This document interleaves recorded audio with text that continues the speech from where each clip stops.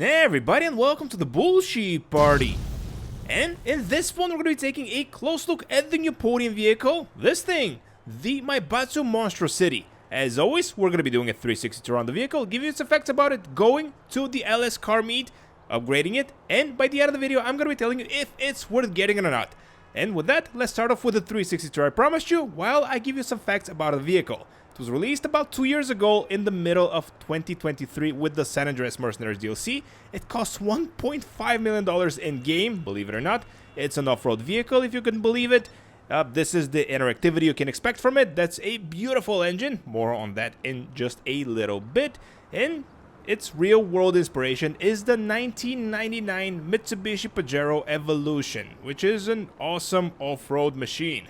And in terms of its exterior, it's a very faithful representation of what it's inspired by.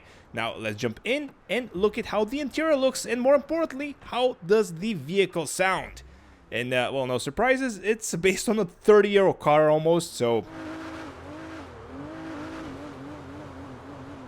And speaking of 30-year-old, it definitely sounds like it. It doesn't sound impressive at all. And in terms of its drivetrain, it's an all-wheel drive vehicle since it's an off-roader, so a no-brainer. Also, the right tire is kind of bumpy or jumpy and weird. Anywho, off to the Los Santos car meet, and on our way there, I will be sharing with you my thoughts and impressions of the stock version of the MonstroCiti. And first impressions are that it's very snappy off the line. Acceleration is very good at it.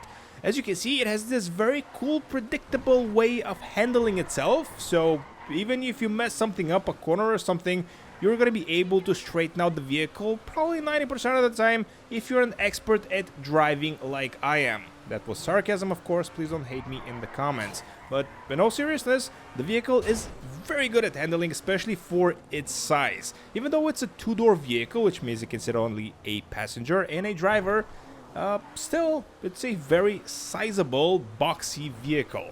And one very curious thing that I want to see is how it's going to perform after modifying it, because this is an house vehicle, which means it has this extra level of upgrades and customization that's not available for usual vehicles. I have driven this when it first came out in the middle of 2023.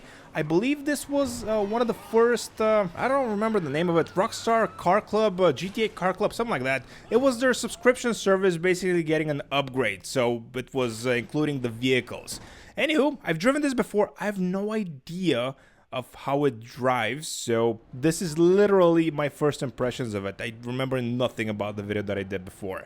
Now, let's upgrade, and of course we need to go through this awkward, insanely bad designed interaction menu that we need to just go past to go to customize the vehicle in the Los Santos car meet.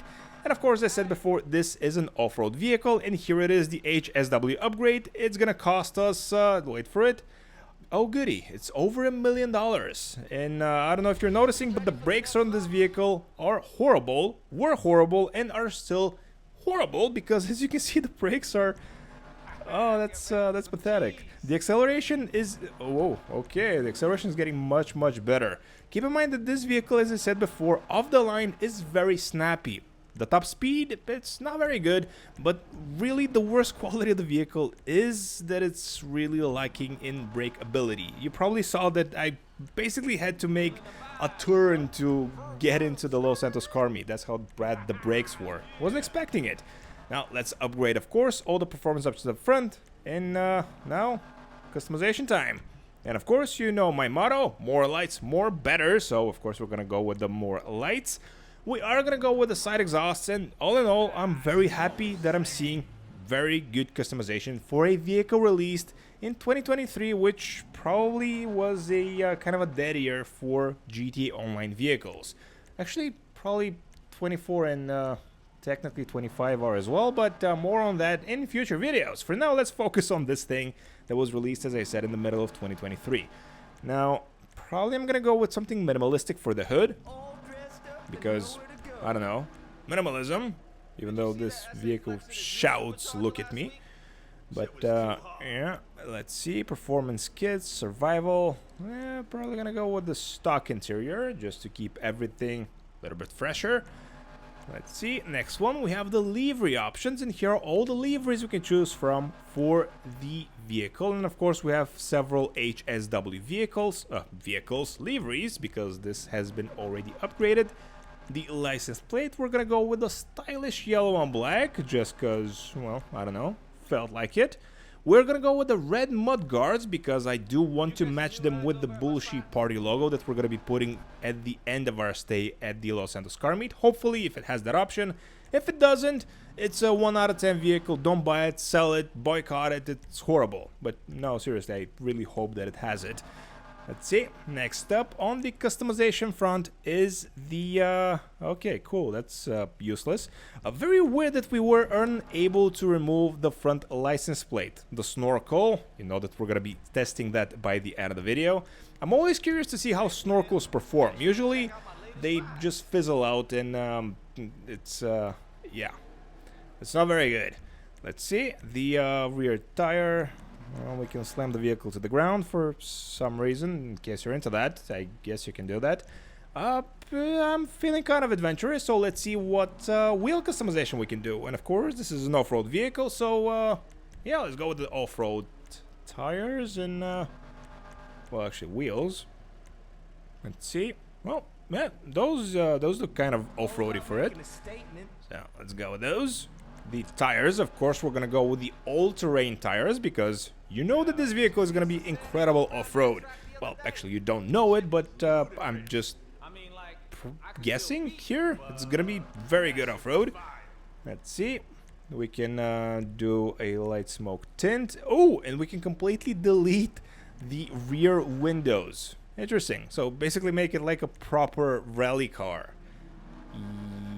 Yeah, I'm not gonna do that, especially for $10,000. Maybe if it was a free upgrade or something, I don't know. Anywho, it's that part of the video where we choose a color for this week's podium vehicle, and for this week, you guys chose green. And thank you so much for that. And if you don't know what I'm talking about, every week I pose a poll that you guys, the viewers of the Bullshit Party, vote on.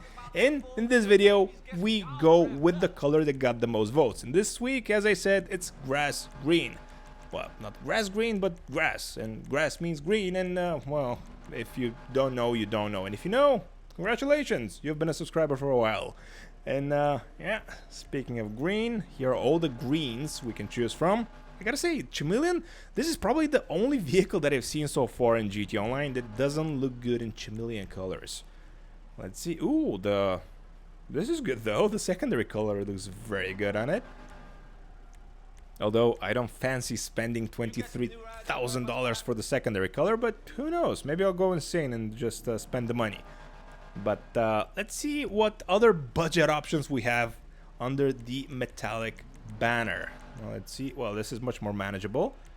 Although the red I really don't like as much.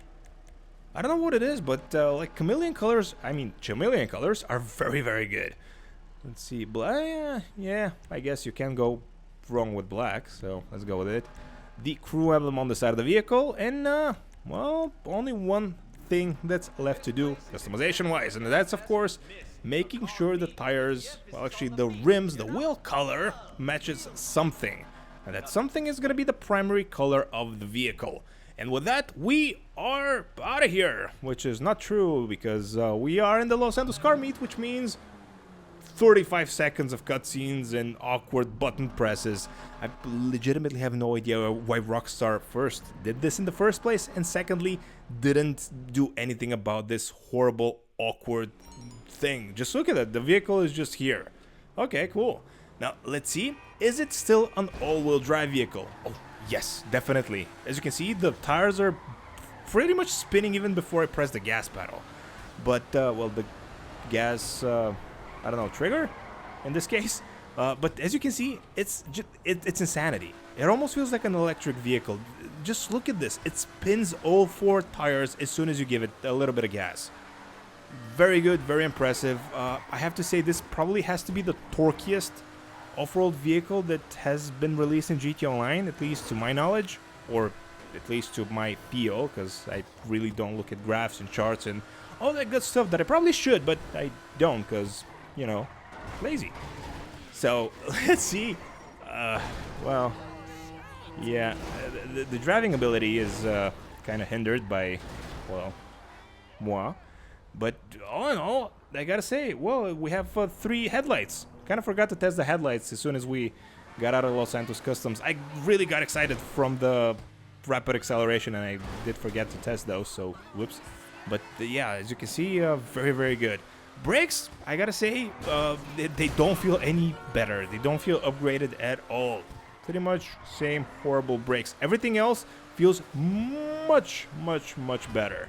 And as you can see, the vehicle is gonna perform very good off-road. Of course, if you're stupid like me, you expect it to go up basically perpendicular walls, which it's not gonna.